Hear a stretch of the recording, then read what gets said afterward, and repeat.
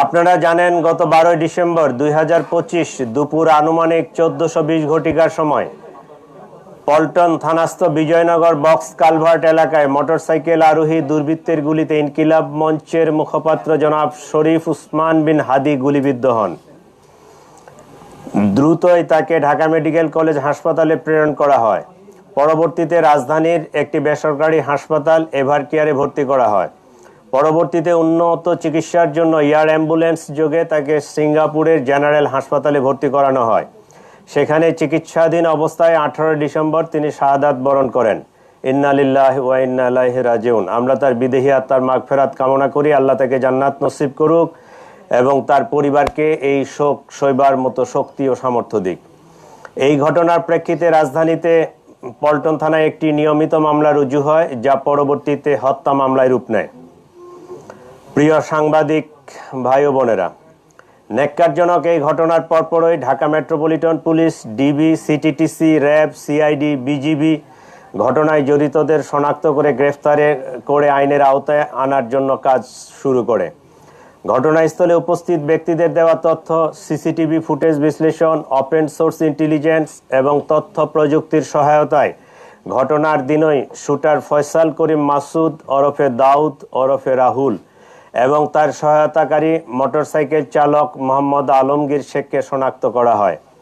তাৎক্ষণিক তাদের গ্রেফতারের জন্য আইন শৃঙ্খলা বাহিনীর একাধিক টিম সাভার, হেমায়েতপুর, আগারগাঁও, নরসিংদীতে অভিযান পরিচালনা করে।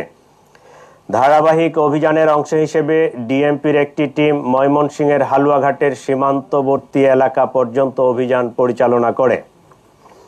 প্রিয় সাংবাদিক বৃন্দ, আপনারা জানেন এই ঘটনার সাথে জড়িতদের আইনের আওতায় নিয়ে আসার জন্য আমরা যথাসাধ্য চেষ্টা করছি। ইতিমধ্যে সংশ্লিষ্ট মামলাটি নিবিড় তদন্তের জন্য ঢাকা মহানগর গোয়েন্দা পুলিশের নিকট হস্তান্তর করা হয়েছে।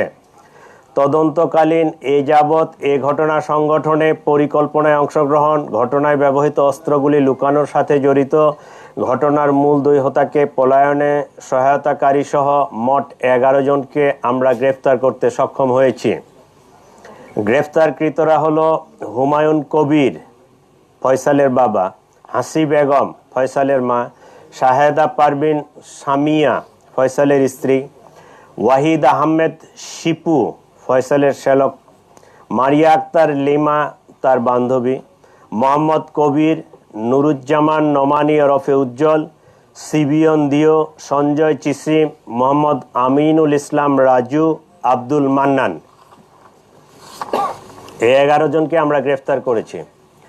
এই ঘটনায় জব্দকৃত উল্লেখযোগ্য আলামত সমূহ হত্যাকাণ্ডে ব্যবহৃত 2টি বিদেশি পিস্তল, 52 রাউন্ড গুলি, ম্যাগজিন, ছোরা; হত্যাকাণ্ডে ব্যবহৃত মোটরসাইকেল ও ভুয়া নম্বর প্লেট, যে নম্বর প্লেটটি অপারেশনের সময় লাগানো ছিল; ঘটনার সময় ওসমান হাদিকে বহনকারী অটোরিকশা; ঘটনাস্থল থেকে হত্যাকাণ্ডে ব্যবহৃত গুলির খোসা, ভিডিও চিত্র, সিসিটিভি ফুটেজ ও অন্যান্য আলামত; প্রায় 53টি অ্যাকাউন্টের বিপরীতে 218 কোটি টাকার স্বাক্ষরিত চেক।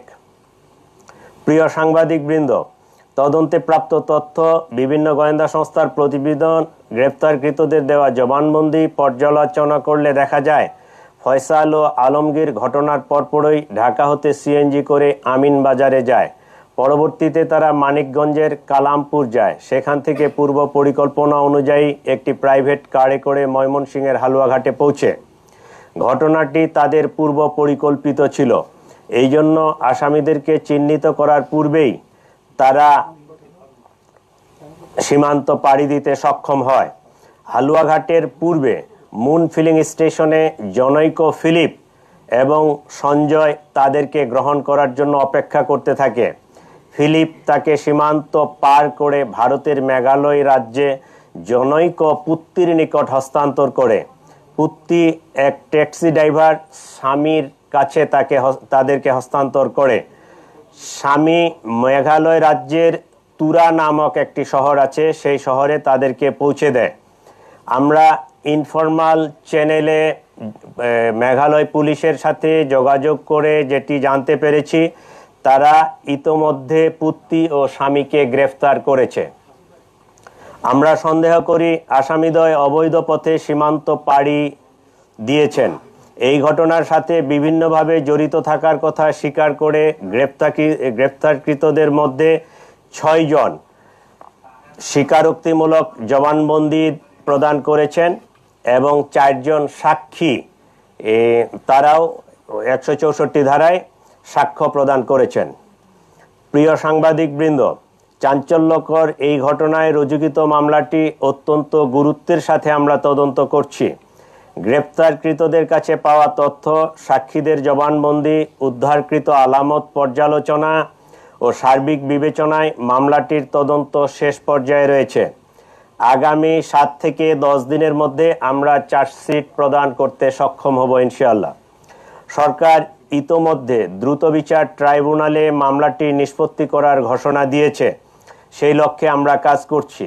এই জন্য এই জঘন্য ঘটনার ন্যায় বিচার নিশ্চিত করতে রাষ্ট্রের পক্ষ থেকে, আমাদের পক্ষ থেকে সর্বোচ্চ প্রচেষ্টা অব্যাহত রয়েছে।